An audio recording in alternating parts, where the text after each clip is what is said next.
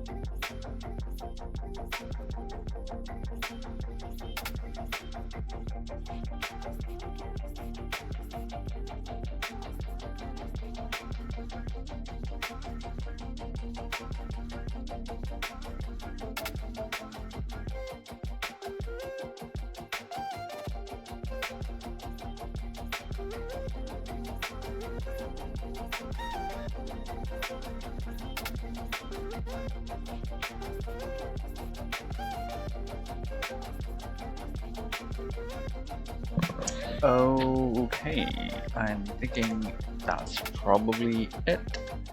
So let us start reading for real. Sorry about the delay, by the way. Yeah, sorry about the delay. Chapter 10. Letter Dr. Seward to the Honorary Arthur Holmwood. My dear Art. 6th of September. My dear Art. My news today is not so good. Lucy this morning had gone back a bit. There is, however, one good thing which has arisen from it. Mrs. Westenra was naturally anxious concerning Lucy, and has consulted me professionally about her. I took advantage of the opportunity and told her that my old master Van Helsing, the great specialist, was coming to stay with me, and that I would put her in his charge conjointly with myself. So now we can come and go without alarming her unduly, for a shock to her would mean sudden death, and this, in Lucy's weak condition, might be disastrous to her. We are hedged in with difficulties, all of us, my poor old fellow, but, please God, we shall come through them all right. If in a need, I shall write, so that, if you do not hear from me, take it for granted that I am simply waiting for news. In haste, yours ever, John Seward. Dr. Seward's Diary, 7th of September. The first thing Van Helsing said to me when we met at Liverpool Street was, "Have you said anything to our young friend, the lover of her?" "No," I said. "I waited till I had seen you, as I said in my telegram. I wrote him a letter simply telling him that you were coming, as Miss Westenra was not so well, and that I should let him know if need be." "Right, my friend," he said. "Quite right. Better he not know as yet. Perhaps he shall never know. I pray so, but if it be needed, then he shall know all. And, my good friend John, let me caution you. You deal with madmen. All men are mad in some way or the other, and inasmuch as you deal discreetly with your madmen, so deal with God's madmen to the rest of the world. You tell not your madmen what you do, nor why you do it. You tell them not what you think. So you shall keep knowledge in its place where it may rest, where it may gather its kind around it, and breed. You and I shall keep as yet what we know here and here." He touched me on the heart and on the forehead, and then touched himself the same way. "I have for myself thoughts at the present. Later I shall unfold to you." "Why not now?" I asked. "It may do some good. We may arrive at some decision." He stopped and looked at me and said, "My friend John, when the corn is grown, even before it is ripened, while the milk of its mother earth is in him and the sunshine has not yet begun to paint him with his gold, the husbandman he pull the ear and rub him between his rough hands and blow away the green chaff, and say to you, 'Look, he's good corn, he will make good crop when the time comes.' I did not see the application, and told him so. For reply, he reached over and took my ear in his hand and pulled it up playfully, as he used long ago to do at lectures, and said, 'The good husbandman tell you so then, because he knows, but not till then.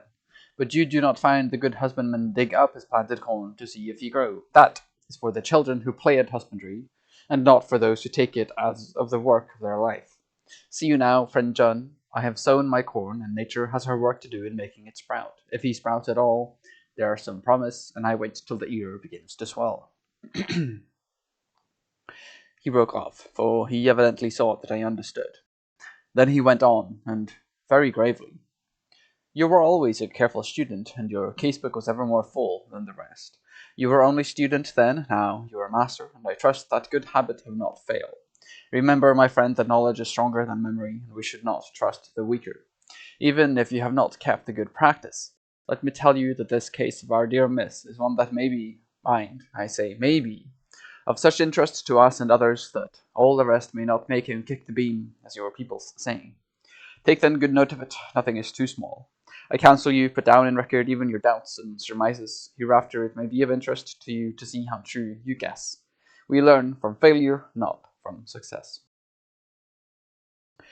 When I described Lucy's symptoms, the same as before, but infinitely more marked, he looked very grave, but said nothing.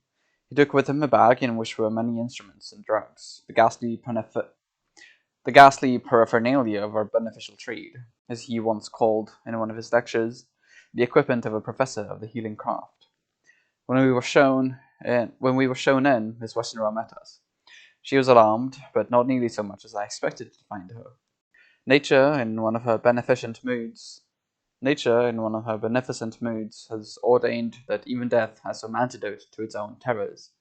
Here, in a case where any shock may prove fatal, matters are so ordered that, from some cause or other, the things not personal, even the terrible change in her daughter, to whom she is so attached, do not seem to reach her.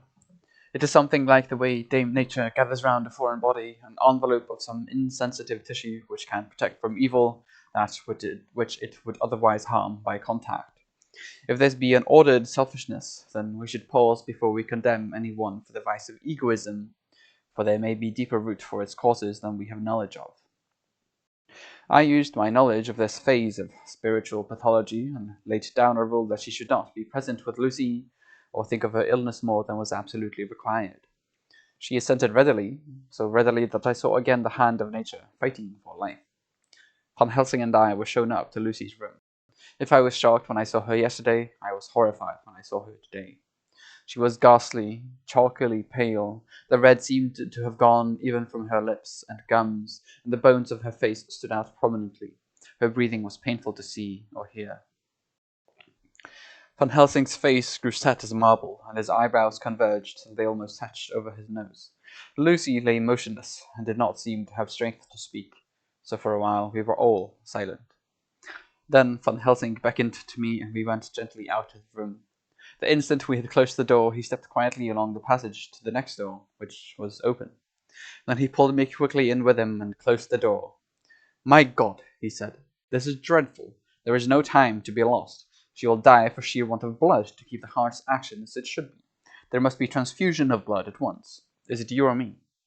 "I am younger and stronger, Professor. It must be me." "Then get ready at once. I will bring up my bag. I am prepared."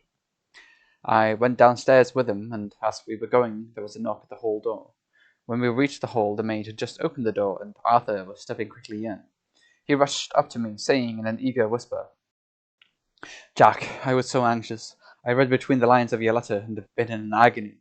The dad was better, so I ran down here to see for myself. It is not that gentleman, Dr. Van Helsing. I am so thankful to you, sir, for coming." When first the professor's eye had lit upon him, he had been angry at this interruption at such a time, but now as he took in his stalwart proportion and recognized the strong young manhood which seemed to emanate from him, his eyes gleamed. Without a pause, he said to him gravely as he held out his hand, "Sir, you have come in time. You are the lover of our dear miss. She is bad, very, very bad. Nay, my child, do not go like that." For he suddenly grew pale and sat down in a chair, almost fainting. "You are to help her. You can do more than any that live, and your courage is your best help." What can I do?" asked Arthur hoarsely. "Tell me, and I shall do it. My life is hers, and I would give the last drop of blood in my body for her." The professor has a strongly humorous side, and I could, from old knowledge, detect a trace of its origin in his answer. "My young sir, I do not ask so much as that. Not the last." "What shall I do?" There was fire in his eyes, and his open nostril quivered with intent. Van Helsing slapped him on the shoulder. "Come," he said. "You are a man, and it is a man we want. You are better than me, better than my friend John." Arthur looked bewildered, and the professor went on by explaining in a kindly way. "Young miss is bad, very bad. She wants blood, and blood she must have, or die. My friend John and I have consulted, and we are about to perform what we call transfusion of blood, to transfer from full veins of one to the empty veins which pine for him. John wants to give his blood, as he is the more young and strong than me." Here Arthur took my hand and wrung it hard in silence. "But now you are here, you are more good than us, old or young, who toil much in the world of thought. Our nerves are not so calm, and our blood not so bright, than yours." Arthur turned to him and said, "If you only knew how gladly I would die for her, you would understand." He stopped, with a sort of choke in his voice. "Good boy," said Van Helsing, "and they're not so far off. You will be happy that you have done all for her you love. Come now and be silent. You shall kiss her once before it is done, but then you must go, and you must leave at my side. Say no word to Madame, you know how it is with her. There must be no shock. Any knowledge of this would be one. Come." We all went up to Lucy's room. Arthur, by direction, remained outside. Lucy turned her head and looked at us, but said nothing. She was not asleep, but she was simply too weak to make the effort. Her eyes spoke to us. That was all. Van Helsing took some things from his bag and laid them on a little table out of sight. Then he mixed a narcotic, and coming over to the bed, said cheerily, "Now, little miss, here is your medicine. Drink it off like a good child. See, I lift you so that to swallow is easy. Yes." She had made the effort with success. It astonished me how long the drug took to act. This, in fact, marked the extent of her weakness. The time seemed endless until sleep began to flicker in her eyelids. At last, however, the narcotic began to manifest its potency, and she fell into a deep sleep. When the professor was satisfied, he called Arthur into the room and bade him strip off his coat. Then he added, "You may take that one little kiss, whilst I bring over the table. Friend John, help to me." So neither of us looked whilst he bent her over. So neither of us looked whilst he bent over her. Van Helsing, turning to me, said, "He is so young and strong and of blood so pure that we need not defibrillate it." Then, with swiftness, but with absolute method, Van Helsing performed the operation. As the transfusion went on, something like life seemed to come back to poor Lucy's cheeks, and through Arthur's growing pallor the joy of his face seemed absolutely to shine. After a bit I began to grow anxious, for the loss of blood was telling on Arthur, strong man as he was. It gave me an idea of what a terrible strain Lucy's system must have undergone, that what weakened Arthur only partially restored her. But the professor's face was set, and he stood watch in hand, and with his eyes fixed now on the patient and now on Arthur. I could hear my own heart beat. Presently he said, in a soft voice, "Do not stir an instant. It is enough. You attend him, I will look to her." When all was over, I could see how much Arthur was weakened. I dressed the wound and took his arm to bring him away, when Van Helsing spoke without turning around. The man seems to have eyes in the back of his head. "The brave lover, I think, deserves another kiss, which he shall have presently." And as he had now finished his operation, he adjusted the pillow to the patient's head. As he did so, the narrow black velvet band which she seemed always to wear round her throat, buckled with an old diamond buckle which her lover had given her, was dragged a little up and showed a red mark on her throat. Arthur did not notice it, but I could hear the deep hiss of indrawn breath, which is one of Van Helsing's ways of betraying emotion. He said nothing at the moment, but turned to me, saying, "Now take down our brave young lover, give him of the port wine, and let him lie down a while. He must then go home and rest, sleep much, and eat much, that he may be recruited of what he has so given to his love. He must not stay here. Hold a moment. I may take it, sir, that you are anxious of result. Then bring it with you that in all ways the operation is successful. You have saved her life this time, and you can go home and rest easy in mind that all that can be is. I shall tell her all when she is well. She shall love you none the less for what you have done. Goodbye." When Arthur had gone, I went back to the room. Lucy was sleeping gently, but her breathing was stronger. I could see the counterpane move as her breast heaved. By the bedside sat Van Helsing, looking at her intently. The velvet band again covered the red mark. I asked the professor in a whisper, "What do you make of that mark on her throat?" "What do you make of it?" I have not examined it yet," I answered, and then and there proceeded to loose the band.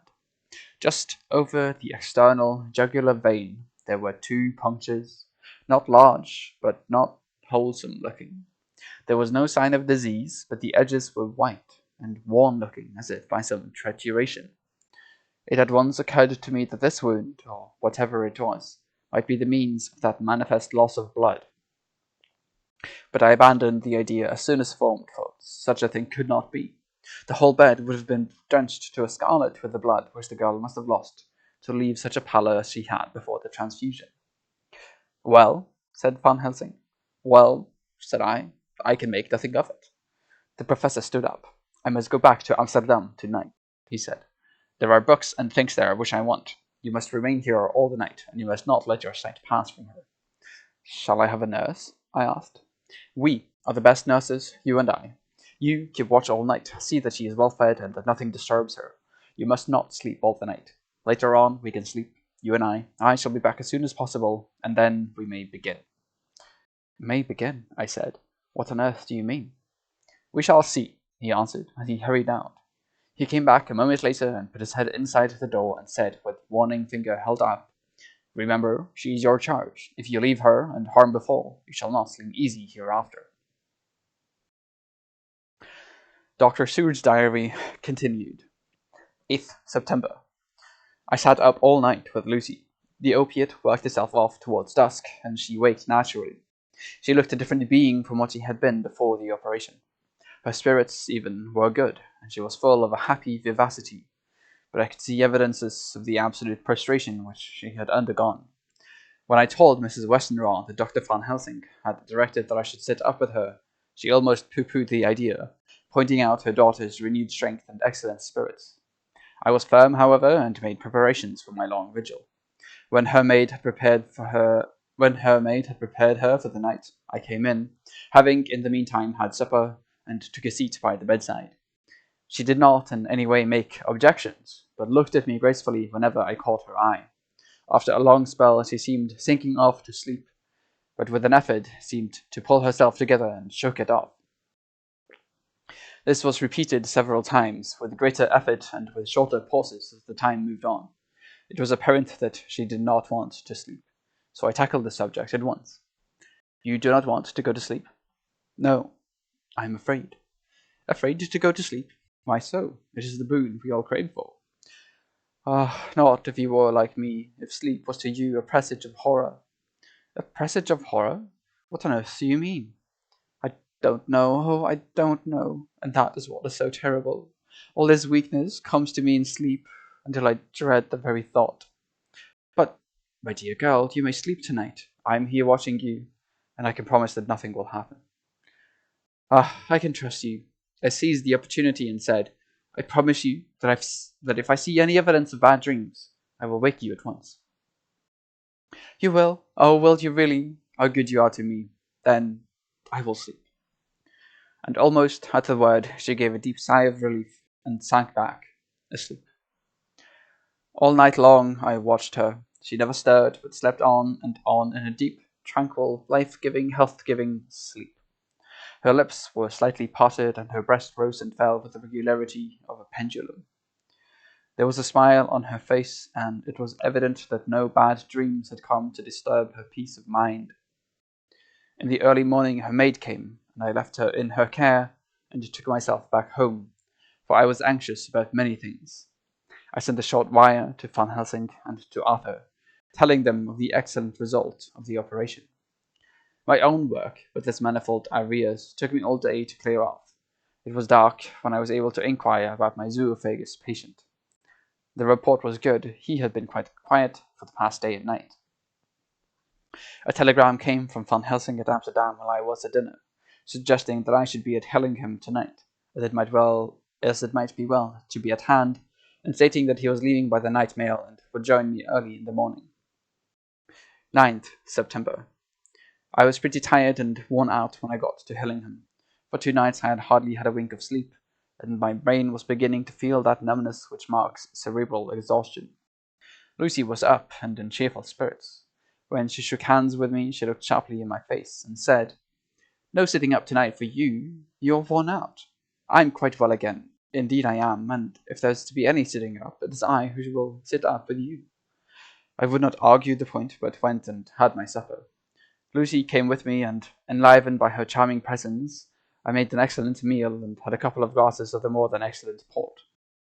Then Lucy took me upstairs and showed me a room next to her own, where a cosy fire was burning. Now, she said to me, you must stay here. I shall leave the door open and my door too. You can lie on the sofa, for I know that nothing would induce any of you doctors to go to bed whilst there's a patient above the horizon. If I want anything, I shall call out, and you can come to me at once.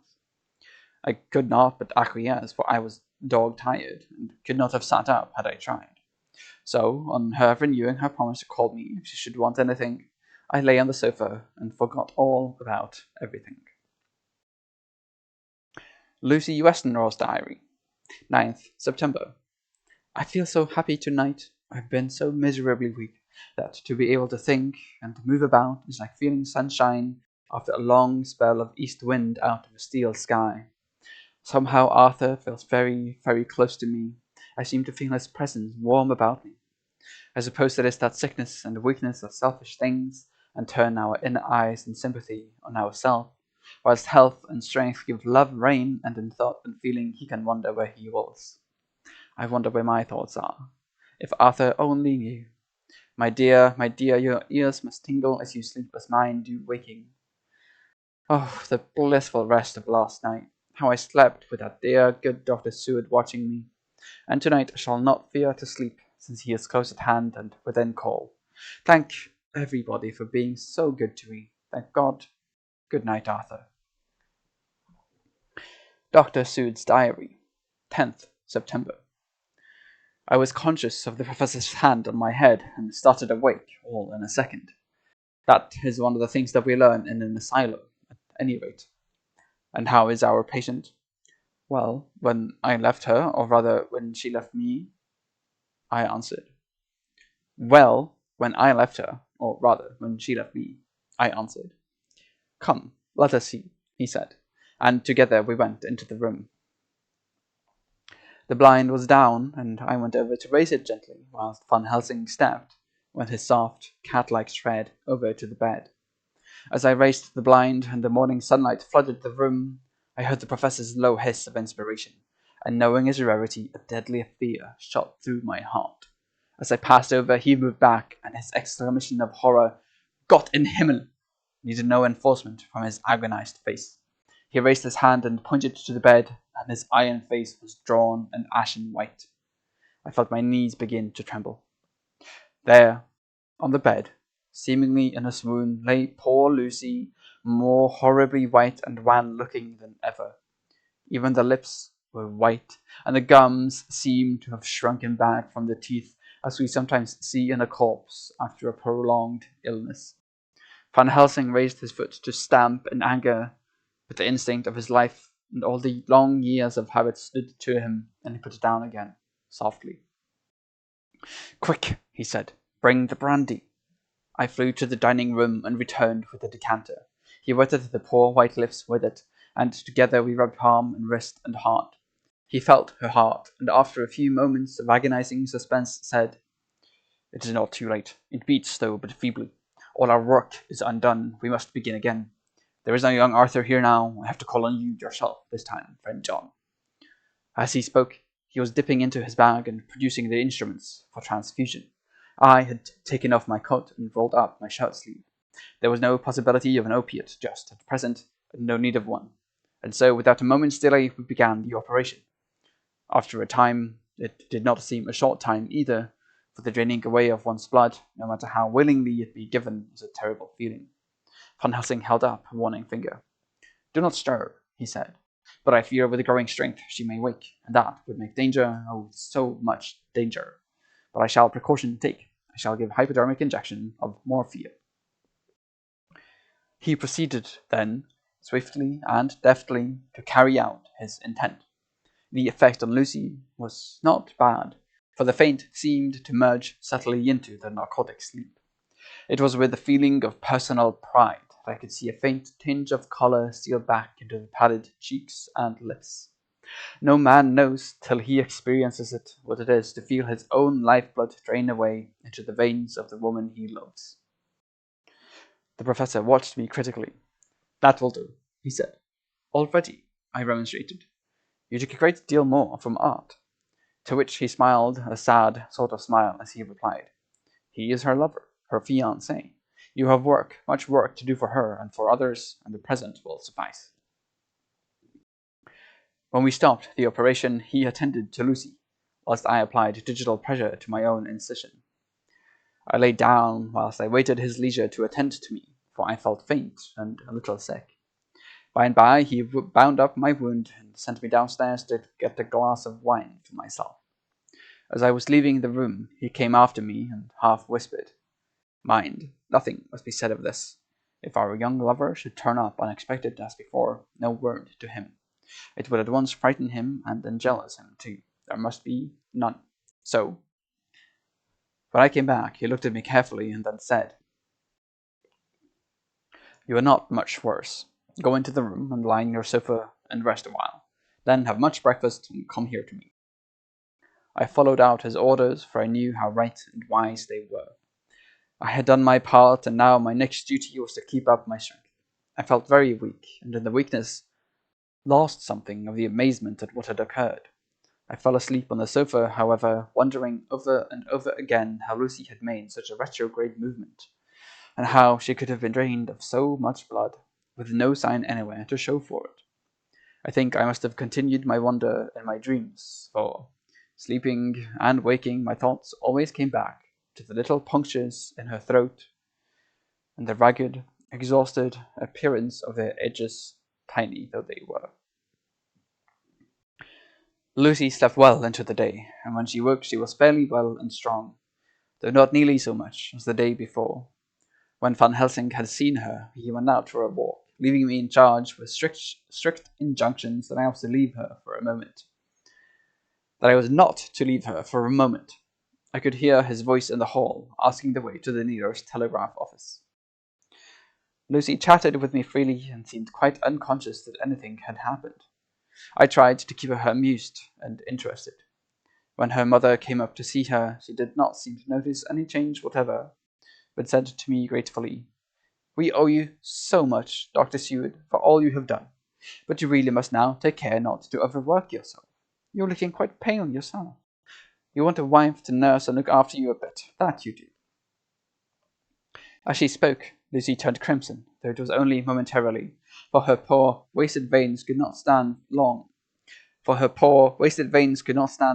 such an unwanted drain to the head. The reaction came in excessive pallor as she turned imploring eyes on me. I smiled and nodded and laid my finger on my lips. With a sigh, she sank back amid her pillows. Van Helsing returned in a couple of hours and presently said to me, "Now you go home and eat much and drink enough. Make yourself strong. I stay here tonight and I shall sit up with little miss myself. You and I must watch the case and we must have none other to know. I have grave reasons. No, do not ask them. Think what you will. Do not fear to think even the most not probable. Good night." In the hall, two of the maids came to me and asked if they or either of them might not sit up with Miss Lucy. They implored me to let them, and when I said it was Dr. Van Helsing's wish that either he or I should sit up, they asked me quite piteously to intercede with the foreign gentlemen. I was much touched by their kindness. Perhaps it is because I am weak at present, and perhaps because it was on Lucy's account that their devotion was manifested, for over and over again have I seen similar instances of woman's kindness. I got back here in time for a late dinner, went my rounds, all well, and set this down whilst waiting for sleep. It is coming. 11th September. This afternoon I went over to Hillingham, found Van Helsing in excellent spirits, and Lucy much better. Shortly after I had arrived, a big parcel from abroad came for the professor. He opened it with much empressement, assumed, of course, and showed a great bundle of white flowers. "These are for you, Miss Lucy," he said.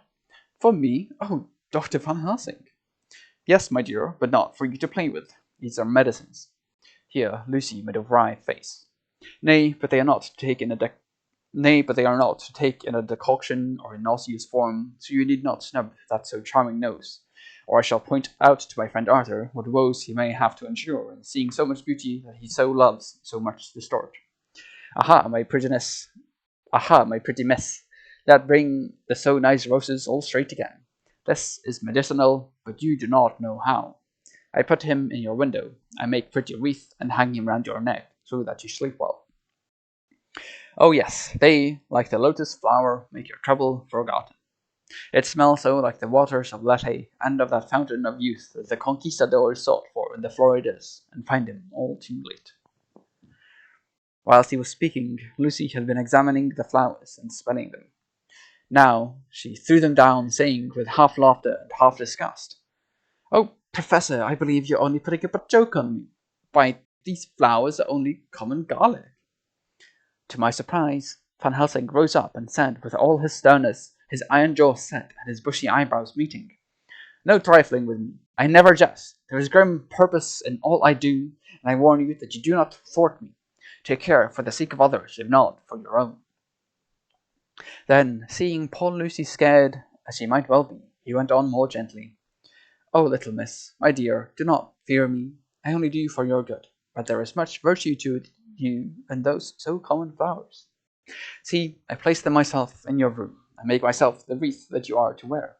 But hush, no telling to others that make so inquisitive questions. We must obey, and silence is a part of obedience. And obedience is to bring you strong and well to loving arms that wait for you. Now, sit still a while. Come with me, friend John, and you shall help me deck the room with my garlic, which is all the way from Haarlem, where my friend Van der Poel raised herb in his glass houses all the year. I had to telegraph yesterday, or they would not have been here. We went into the room, taking the flowers with us. The professor's actions were certainly odd, not to be found in any pharmacopoeia that I have ever heard of. First, he fastened up the windows and lashed them securely. Next, taking a handful of the flowers, he rubbed them all over the sashes, as though to ensure that every whiff of air that might get in would be laden with a garlic smell. Then, with a wisp, he rubbed all over the jamb of the door, above, below, and at each side, and round the fireplace in the same way. It all seemed grotesque to me, and presently I said, "Well, Professor, I know you always have a reason for what you do, but this certainly puzzles me. It is well we have no skeptic here, or he would say that you were working some spell to keep out an evil spirit." "Perhaps I am," he answered quietly, as he began to make the wreath which Lucy was to wear round her neck. We then waited whilst Lucy made her toilet for the night, and when she was in bed, he came and himself fixed the wreath of garlic round her neck. The last words he said to her were, "Take care you do not disturb it, and even if the room feel close, do not tonight open the window or the door." "I promise," said Lucy, "and thank you both 1,000 times for all your kindness to me. Oh, what have I done to be blessed with such friends?" As we left the house in my fly, which was waiting, Van Helsing said, "Tonight I can sleep in peace, and sleep I want. 2 nights of travel, much reading in the day between, and much anxiety on the day to follow, and a night to sit up without doing. Tomorrow in the morning early, you call for me, and we come together to see our pretty miss, so much more strong from my spell, which I have worked." Oof, oof. He seemed so confident that I, remembering my own confidence 2 nights before, and with the painful result, felt awe and vague terror. It must have been my weakness that made me hesitate to tell it to my friend, but I felt it all the more, like unshed tears. Now, before starting the next chapter, I will take a small break, as usual. So, be right back.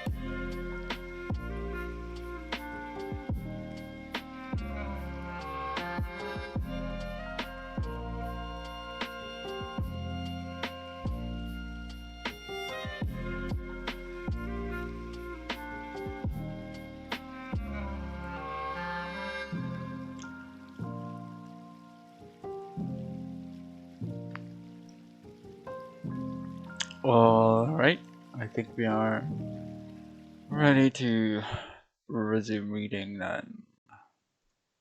Starting from chapter 11 now, and one day after. Yep.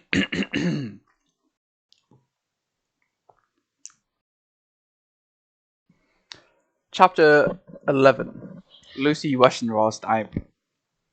12th September. How good they all are to me. I quite love that dear Dr. Van Helsing. I wonder why he was so anxious about these flowers. He positively frightened me. He was so fierce.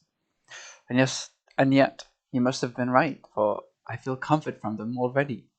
Somehow I do not dread being alone tonight, and I can go to sleep without fear. I shall not mind any flapping outside the window. Oh, the terrible struggle that I have had against sleep so often of late. The pain of the sleeplessness, of the pain of the fear of sleep, with such unknown horrors as it has for me. How blessed are some people whose lives have no fears, no dreads, to whom sleep is a blessing that comes nightly and brings nothing but sweet dreams. Well, here I am tonight, hoping for sleep and lying like Ophelia in the play with virgin crowns and maiden instruments. I never liked garlic before, but tonight it is delightful. There is peace in its smell. I feel sleep coming already. Good night, everybody. Dr. Seward's Diary. 13th September. Called at the Berkeley and found Van Helsing as usual, up to time. The carriage ordered from the hotel was waiting. The professor took his bag, which he always brings with him now. Let all be put down exactly. Van Helsing and I arrived at Hillingham at 8 o'clock. It was a lovely morning. The bright sunshine and all the fresh feelings of early autumn seemed like the completion of nature's annual work. The leaves were turning to all kinds of beautiful colors, but had not yet begun to drop from the trees. When we entered, we met Mrs. Westenra coming out of the morning room. She is always an early riser. She greeted us warmly and said, "You will be glad to know that Lucy is better. The dear child is still asleep." I looked into her room and saw her, but did not go in, lest I should disturb her. The professor smiled and looked quite jubilant. He rubbed his hands together and said, "Aha! I thought I had diagnosed the case. My treatment is working." To which she answered, "You must not take all the credit to yourself, doctor. Lucy's state this morning is due in part to me." How you do mean, ma'am?" asked the professor. "Well, I was anxious about the dear child in the night, and went into her room. She was sleeping soundly, so soundly that even my coming did not wake her. But the room was awfully stuffy. There were a lot of those horrible, strong-smelling flowers about everywhere, and she had actually a bunch of them around her neck. I feared that the heavy odor would be too much for the dear child in her weak state. So I took them all away and opened a bit of the window to let in a little fresh air. You will be pleased with her, I'm sure." She moved off into her boudoir, where she usually breakfasted early. As she had spoken, I watched the professor's face and saw it turn ashen grey. He had been able to retain his self-command whilst the poor lady was present, for he knew her state and how mischievous the shock would be. He actually smiled on her as he held open the door for her to pass into her room. But the instant she had disappeared, he pulled me, suddenly and forcibly, into the dining room and closed the door. Then, for the first time in my life, I saw Van Helsing break down. He raised his hands over his head in a sort of mute despair, and then beat his palms together in a helpless way. Finally, he sat down on a chair and, putting his hands before his face, began to sob, with loud, dry sobs that seemed to come from the very racking of his heart. Then he raised his arms again as though appealing to the whole universe. "God, God, God," he said, "what have we done? What has this poor thing done that we are so sore beset? Is there fate amongst us still sent down from the pagan world of old, that such things must be, and in such way? This poor mother, all unknowing, and all for the best, does she think, does such thing as lose her daughter body and soul, and we must not tell her? We must not even warn her, or she die, and then both die. Oh, how we are beset! How are all the powers of the devils against us?" Suddenly he jumped to his feet. "Come," he said, "come, we must see and act. Devils, or no devils, or all the devils at once, it matters not. We fight him, all the same." He went to the hall door for his bag, and together we went up to Lucy's room. Once again I drew up the blind whilst Van Helsing went towards the bed. This time he did not start as he looked on the poor face with the same awful waxen pallor as before. He wore a look of stern sadness and infinite pity. "As I expected," he murmured, with that hissing inspiration of his which meant so much. Without a word he went and knocked the door, and then began to set down on the little table the instruments for yet another operation of transfusion of blood. I had long ago recognized the necessity, and began to take off my coat, but he stopped me with a warning hand. "No," he said, "today you must operate. I shall provide. You are weakened already." As he spoke, he took off his coat and rolled up his shirt sleeve. Again the operation, again the narcotic, again some return of colour to the ashy cheeks, and the regular breathing of healthy sleep. This time I watched, whilst Van Helsing recruited himself and rested. Presently he took an opportunity of telling Mrs. Westenra that she must not remove anything from Lucy's room without consulting him, that the flowers were of medicinal value, and that the breathing of their odour was a part of the system of cure. Then he took over the care of the case himself, saying that he would watch this night and the next, and would send me word when to come. After another hour, Lucy waked from her sleep, fresh and bright, and seemingly not much the worse for her terrible ordeal. What does it all mean? I am beginning to wonder if my long habit of life amongst the insane is beginning to tell upon my own brain.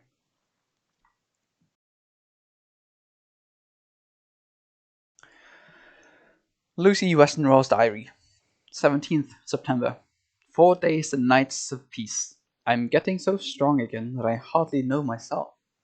It is as if I had passed through some long nightmare and had just awakened to see the beautiful sunshine and feel the fresh air of the morning around me.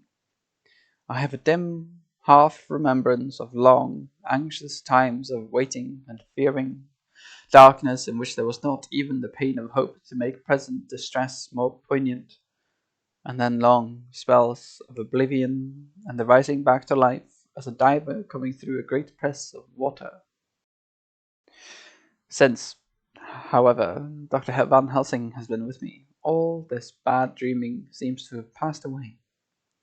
The noises that used to frighten me out of my wits, the flapping against the windows, the distant voices which seemed so close to me, the harsh sounds that came from I know not where and commanded me to do I know not what, have all ceased. I go to bed now without any fear of sleep. I do not even try to keep awake. I have grown quite fond of the garlic, and the box will arrives for me every day from Haarlem. Tonight Dr. Van Helsing is going away, as he has to be for a day in Amsterdam. But I need not be watched. I am well enough to be left alone. Thank God for mother's sake, and dear Arthur's, and for all our friends who have been so kind. I shall not even feel the change, for last night Dr. Van Helsing slept in his chair a lot of the time.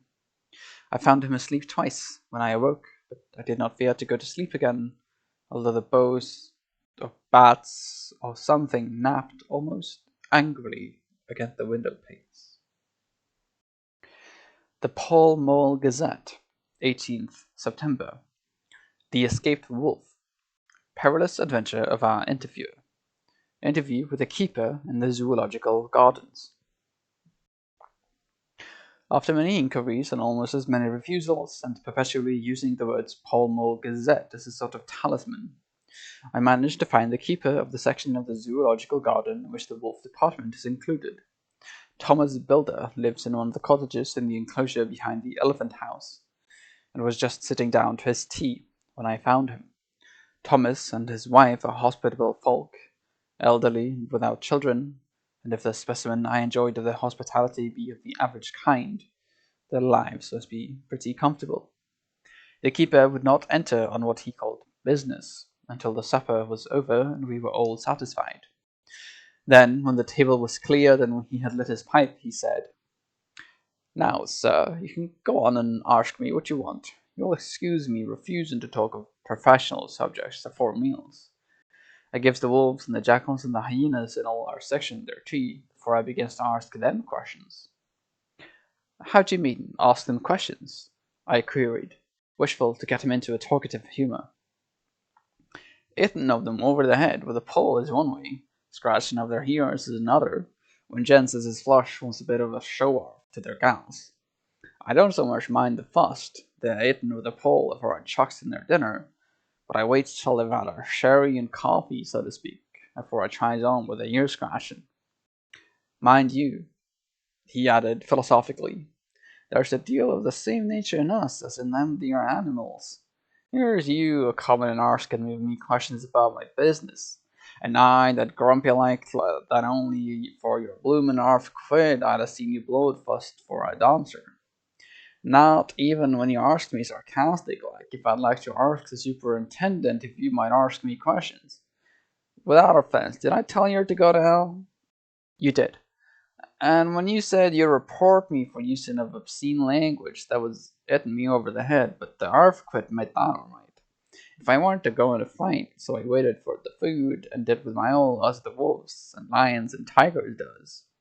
But Lord love your art, and now that the old woman stuck a chunk of her cheek in me and rinsed me out with her bloomin' old teapot, and I've lit up, you may scratch my ears for all you're worth, and won't get even a growl out of me.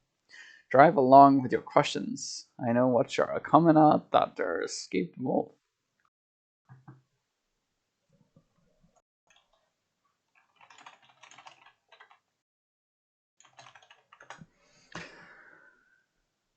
"Exactly. I want you to give me your view of it. Just tell me how it happened, and when I know the facts, I'll get you to say what you consider was the cause of it, and how you think the whole affair will end. Alright, Governor, this here is about the whole story. That here wolf, what we called Bazika, was one of 3 grey ones that came from Norway to Jamraks, which we brought off him 4 years ago. He was a nice, well-behaved wolf that never gave no trouble to talk of. I'm more surprised at him for wanting to get out, nor any other animal in the place. But there, you can't trust wolves no more nor women. Don't you mind him, sir, broke in Mrs. Town with a cheery laugh. He's got mind of the animals so long, the blessed if he ain't like a old wolf himself. But there ain't no harm in him. Well, sir, it was about 2 hours after feeding yesterday when I first heard my disturbance. I was making up a litter in the monkey house for a young puma which is ill. But when I heard the yelping and howling, I came away straight. There was Bazika tearing like a mad thing at the bars as if he wanted to get out. There wasn't much people about that day, and close at hand was only one man, a tall, thin chap with a hook nose and a pointed beard with a few white hairs running through it. He had a hard, cold look and red eyes, and I took a sort of mislike to him, for it seemed as if it was him as they was irritated at. He had white gloves on his hands, and he pointed out the animals to me and says, "Keeper, these wolves seem upset at something." "Maybe it's you," says I, for I did not like the airs he gave himself. He didn't get angry, as I hoped he would, but he smiled a kind of insolent smile with a mouthful of white, sharp teeth. "Oh no, they wouldn't like me," he says. "Oh yes, they would," says I, imitating of him. "They always likes a bone or two to clean their teeth on about tea time, which you has a bagful." Well, it was a odd thing, but when the animals see us a-talking, they lay down, and when I went over to Bazika, he let me stroke his ear, same as ever. That there man came over, blessed but if he didn't put in his hand and stroke the old wolf's ears too. "Take care," says I. Bazika was quick. "Never mind," he says. "I'm used to him." "Are you in the business yourself?" I says, taking off my hat, for a man what trades in wolves, Astor, is a good friend to keepers. "No," says he, "not exactly in the business, but I have made pets of several."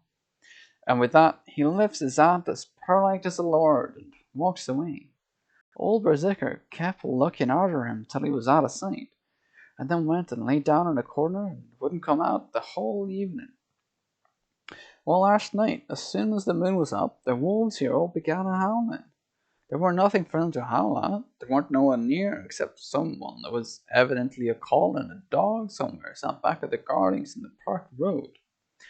Once or twice I went out to see that all was right, and it was, and then the howling stopped. Just before 12 o'clock, I just took a look around before turning in, and boss me, but I came opposite to old Berserker's cage. Actually, the rails broken and twisted about, and the cage empty. And that's all I know for certain. Did anyone else see anything? One of our gardeners was coming home about that time from Harmony, when he's a big, great dog coming out to the garden edges. At least, so he says, but I don't give much for it myself. For if he did, he never said a word about it to his missus when he got home, and it was only after the escape of the wolf was made known, and we went up all night a-hunting of the park for Berserker, and he remembers seeing anything. My own belief was that the harmony had got into his head. Now, Mr. Builder, can you account in any way for the escape of the wolf? "Well, sir," he said, with a suspicious sort of modesty, "I think I can, but I don't know as how you'd be satisfied with the theory." "Certainly I shall, if a man like you, who knows the animals from experience, can't hazard a good guess at any rate. Who's even to try?" "Well then, sir, I accounts for it this way. It seems to me that our wolf escaped simply because he wanted to get out."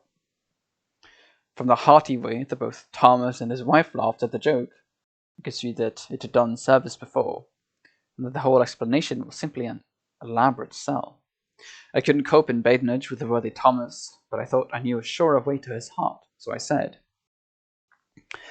"Now, Mr. Builder, we'll consider that first half-sovereign worked off, and his brother of his is waiting to be claimed when you've told me what you think will happen." "Right you are, sir," he said briskly. "You'll excuse me, I know, for a chaffing of you, but the old woman here winked at me, which is as much as telling me to go on." "Well, I never," said the old lady. "My opinion is this. there wolf is hiding somewheres. The gardener, who didn't remember, said he was a galloping northward faster than a horse could go. But I don't believe him, for you see, sir, wolves don't gallop no more nor dogs does. They not been built that way. Wolves is fine things in a storybook, and I dessay when they gets in packs and does be chivy and something that's more afeard than they is, they can make a devil of a noise and chop it up whatever it is. But, Lord bless you, in real life a wolf is only a low creature, not half so clever or bold as a good dog, and not half a quarter so much fight in him. This one ain't been used to fighting, or even to providing for herself, and more like he's somewhere around the park a hiding and a shivering of, if he thinks at all, of wondering where he used to get his breakfast from. Or maybe he's got down some area and is in a coal cellar. Ma, I want some cook get a rum start when she sees his green eyes shining at her out of the dark. If he can't get food, he's bound to look for it, and mayhap he may chance to light on a butcher's shop in a time. If he doesn't, and some nursemaid goes a walking off with a soldier, leaving off the infant in the perambulator, well, then I shouldn't be surprised if the census is one babby the less. That's all. I was handing him the half-sovereign when something came bobbing up against the window, and Mr. Builder's face doubled its natural length with surprise. God bless me, he said. If there ain't old Bazooka come back by himself. He went to the door and opened it, a most unnecessary proceeding it seemed to me. I have always thought that a wild animal never looks so well as when some obstacle of pronounced durability is between us. A personal experience has intensified rather than diminished that idea. After all, however, there is nothing like custom, for neither Builder nor his wife thought any more of the wolf than I should of a dog.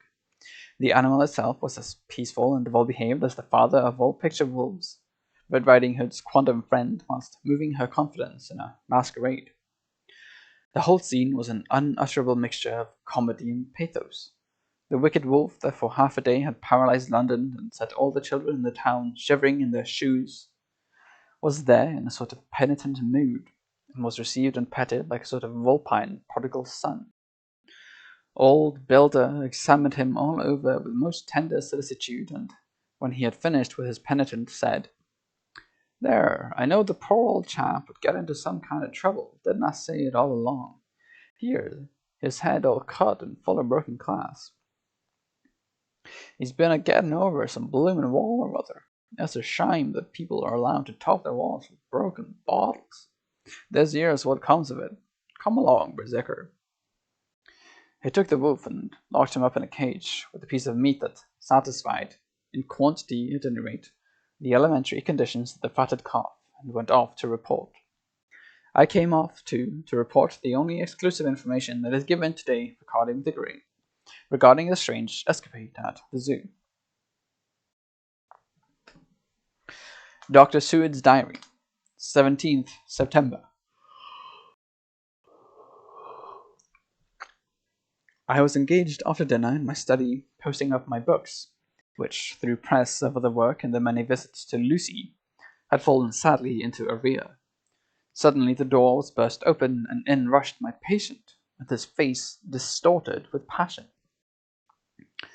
I was thunderstruck, for such a thing as a patient getting of his own accord into the superintendent's study is almost unknown. Without an instant's pause, he made straight for me. He had a dinner knife in his hand, and, as I saw he was dangerous, I tried to keep the table between us. He was too quick and too strong for me, however, for before I could get my balance, he had struck at me and cut my left wrist rather severely. Before he could strike again, however, I got at my right, and he was sprawling on his back on the floor. My wrist bled freely, quite a little pool trickled onto the carpet. I saw that my friend was not intent on further effort, and occupied myself binding up my wrist, keeping a wary eye on the prostrate figure all the time. When the attendant rushed in and we turned our attention to him, his employment positively sickened me. He was lying on his belly on the floor, licking up, like a dog, the blood which had fallen from my wounded wrist. He was easily secured, and to my surprise went with the attendants quite placidly, simply repeating over and over again, "The blood is the life, the blood is the life." I cannot afford to lose blood just at present. I have lost too much of late for my physical good. And then the prolonged strain of Lucy's illness and its horrible phases is telling on me. I am overexcited and weary, and I need rest.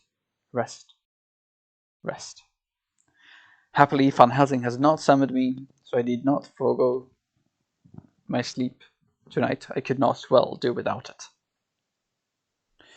Telegram. Van Helsing, Antwerp, to Seward, Carfax.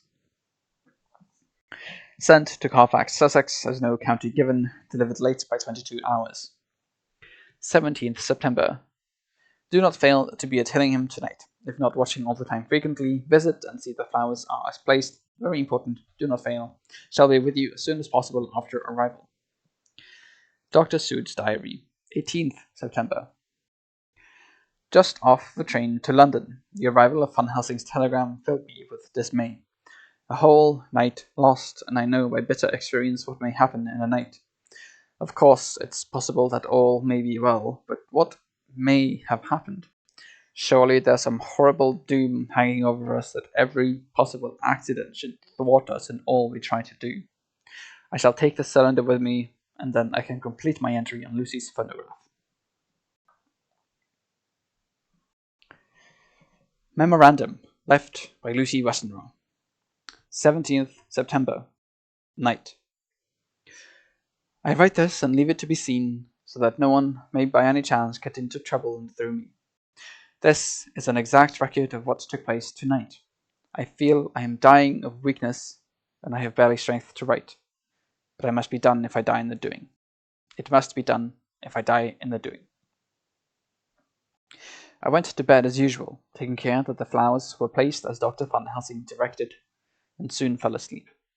I was waked by the flapping at the window, which had begun after that sleepwalking on the cliff at Whitby when Mina saved me, and which now I know so well. I was not afraid, but I did wish that Dr. Seward was in the next room, as Dr. Van Helsing said he would be, so that I might have called him. I tried to go to sleep, but could not. Then there came to me the old fear of sleep, and I determined to keep awake. Perversely, sleep would try to come then, and I did not want it, as I feared. So, as I feared to be alone, I opened my door and called out, "Is there anybody there?" There was no answer. I was afraid to wake Mother, and so closed my door again. Then outside in the shrubbery I heard a sort of howl like a dog's, but more fierce and deeper. I went to the window and looked out, but could see nothing, except a big bat which had evidently been buffeting its wings against the window. So I went back to bed again, but determined not to go to sleep. Presently the door opened, and Mother looked in, seeing by my moving that I was not asleep, came in, and sat by me. She said to me even more sweetly and softly than her wont, "I was uneasy about you, darling, and came in to see that you were all right."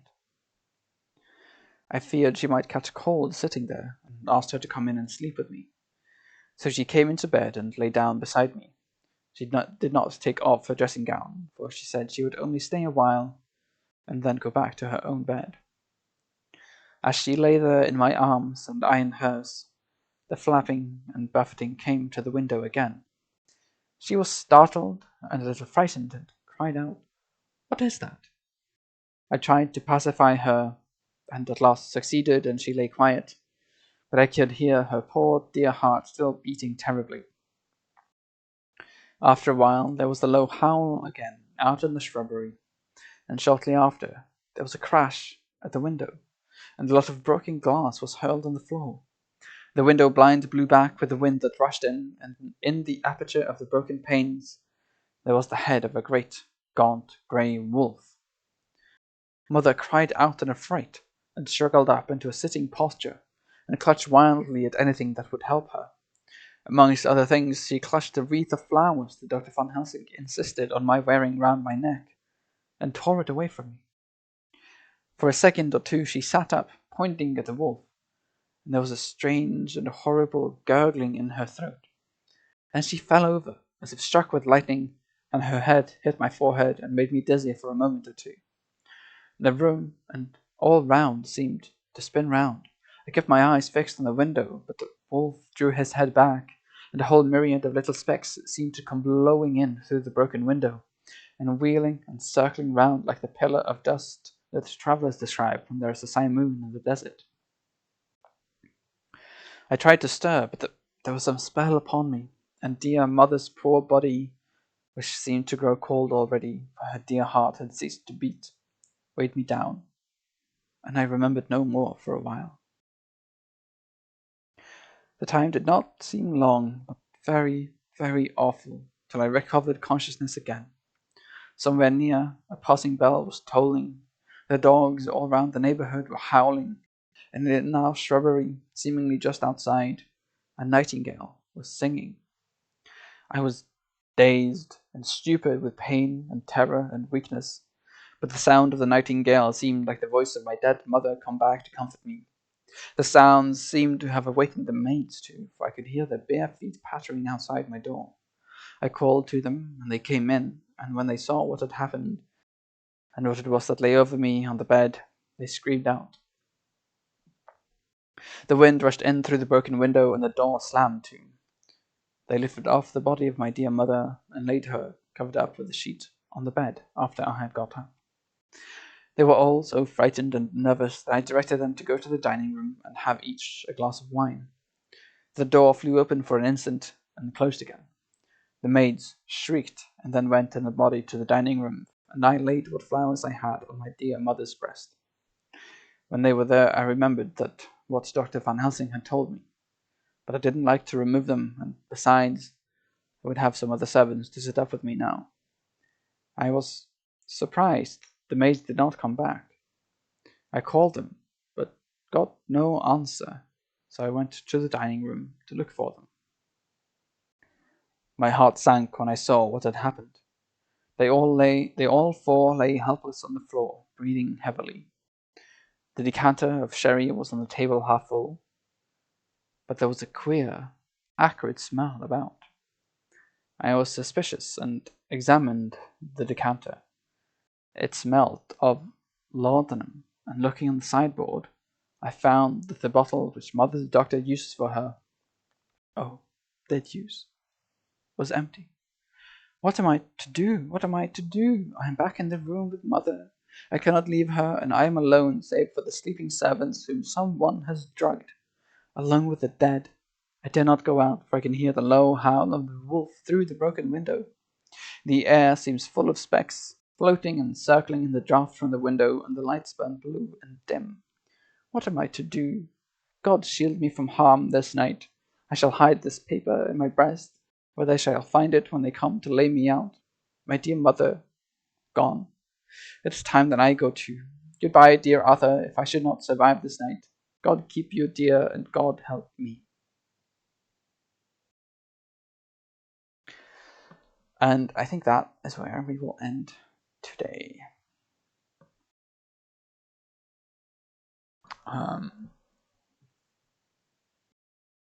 Yeah.